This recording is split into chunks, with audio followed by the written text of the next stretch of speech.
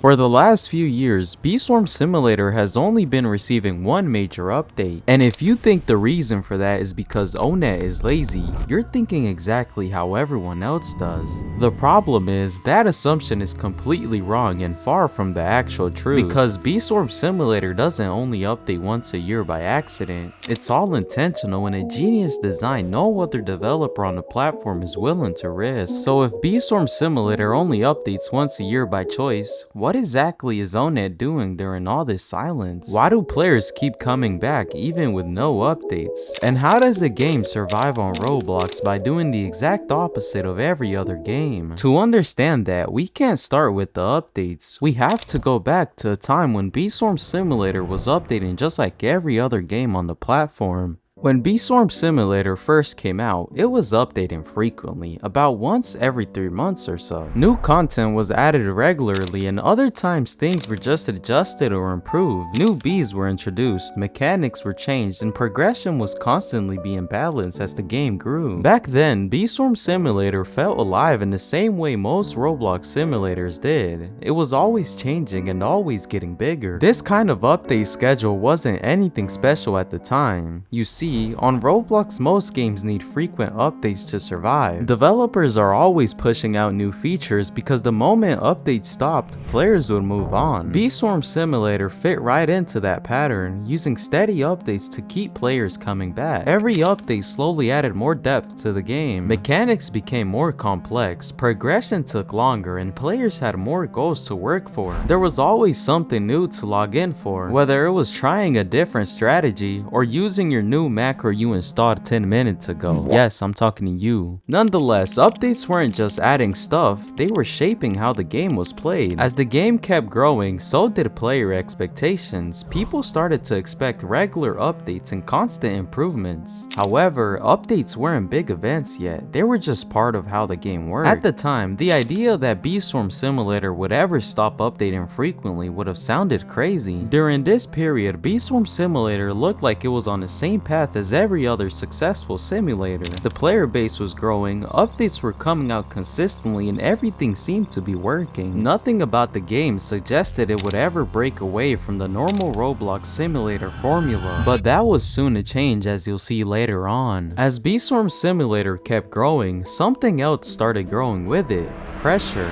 Each update raised expectations higher than the last. Players didn't just want new content anymore, they wanted bigger updates, faster updates, and constant improvements. Most updates were starting to feel repetitive. What started as excitement slowly turned into demand, and Beeswarm was now being compared to every other simulator on the platform. At the same time, the Roblox simulator scene was getting crowded. New games were releasing constantly, all competing for the same player. Games like Mining Sim, Pet Sim, and other copycat simulators were popping up everywhere. Even though Beeswarm was popular, players were curious, and curiosity pulled them away. However, people weren't quitting Beeswarm forever, they were just checking out whatever was new. This created a problem Beeswarm couldn't ignore. To stay relevant, updates had to keep coming, and to keep players interested, those updates had to be better than the last. Small changes weren't enough anymore. Every update needed to feel bigger, deeper, and more meaningful. Otherwise, players would move on to the next simulator. The issue was that Beeswarm wasn't like most Roblox games. It wasn't backed by a large development team pushing out content on a schedule. Most of the game was being handled by Onet himself. Building maps, balancing progression, and creating updates all fell on one person. As expectations rose, the workload grew just as fast. Meanwhile, other simulators were taking shortcuts. Instead of changing gameplay, they added new eggs, new pets, and new worlds over and over again. It worked in the short term, but those games started feeling really repetitive. Beeswarm, on the other hand, kept adding mechanics that actually changed how the game played, and that took significantly more time. By this point, Beeswarm Simulator was at a crossroad. Either keep pushing frequent updates and risk burning out, or slow down and risk losing players. From the outside, everything still looked fine. The player base was solid, updates were coming, and the game was growing. But behind behind the scenes, the pace B-Storm was running at wasn't sustainable.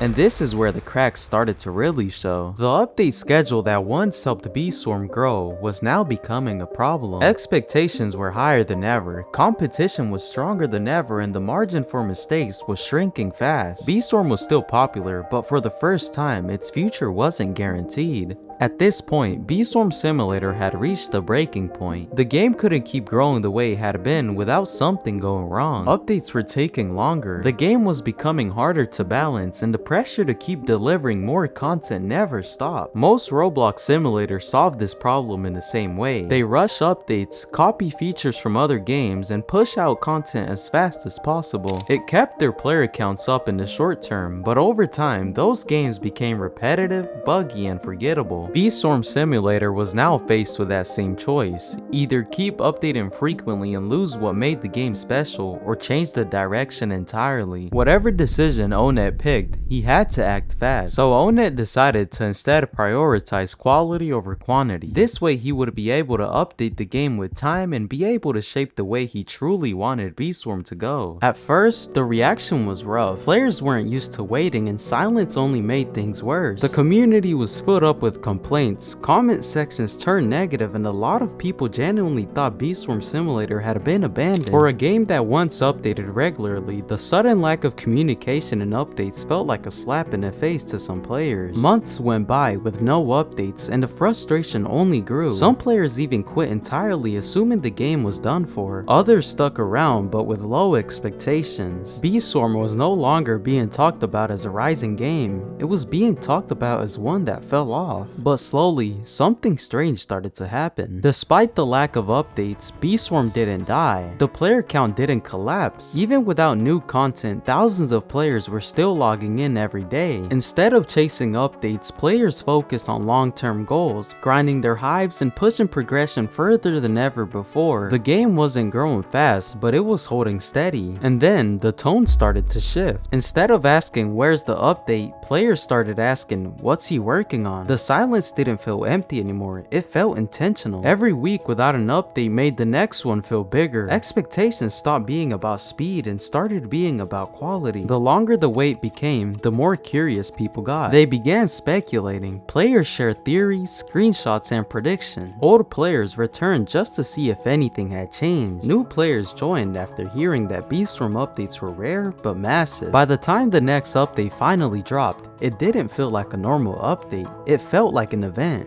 This is where the traditional yearly Beastmas updates became normal. Players flooded back in, YouTubers rushed to create videos, and suddenly B-Storm Simulator was everywhere again. The same people who once complained about the silence were now praising the update for how polished and how worth the wait really was. The wait had turned frustration into hype, and that's when it became clear. B-Storm Simulator hadn't survived despite the long waits, it survived because of the long waits. And that brings us to where B-Storm is today. When I covered this game just 11 months ago, it was sitting at around 50,000 players. That already felt impressive for a game this old, especially one that only updated once a year. But if you check now, the numbers tell a completely different story. B-Storm Simulator is now pulling over 200,000 players consistently, the highest it has ever reached in its entire lifetime. That kind of growth doesn't happen by accident, especially not for a simulator that's been around for years. What's interesting is that this spike didn't come from constant updates, it came from anticipation. Each update feels bigger because it takes time. Each announcement feels more important because it's rare. Players don't just log in to check out the game anymore, they show up knowing something amazing is coming. At this point, B-Storm Simulator isn't just surviving on Roblox, it's thriving in a way most games on Roblox could never do. Games that once dominated the platform have fallen off, while B-Storm continues to grow stronger every year. The long waits didn't kill the game, they trained you, the player, to care more about the game. And that's what makes B-Storm so different from everything else on Roblox. Most games rely on constant content to stay relevant. B-Storm relies on trust. Players trust that when an update finally drops, it'll be worth their time. That trust is something most games never earn. And once B-Storm earned it, the game stopped needing frequent updates to survive. Today, B-Storm Simulator stands as proof that slowing down can sometimes be the smart smartest move you can make. While other games burn out chasing trends, Beestorm Simulator keeps growing by doing the exact opposite. And if this is what the game looks like after years of waiting, it makes you wonder how much further it can really go. Who knows, maybe just one day, Beestorm Simulator could reach 1 million players. It sounds crazy, but ONET has proved many players wrong before.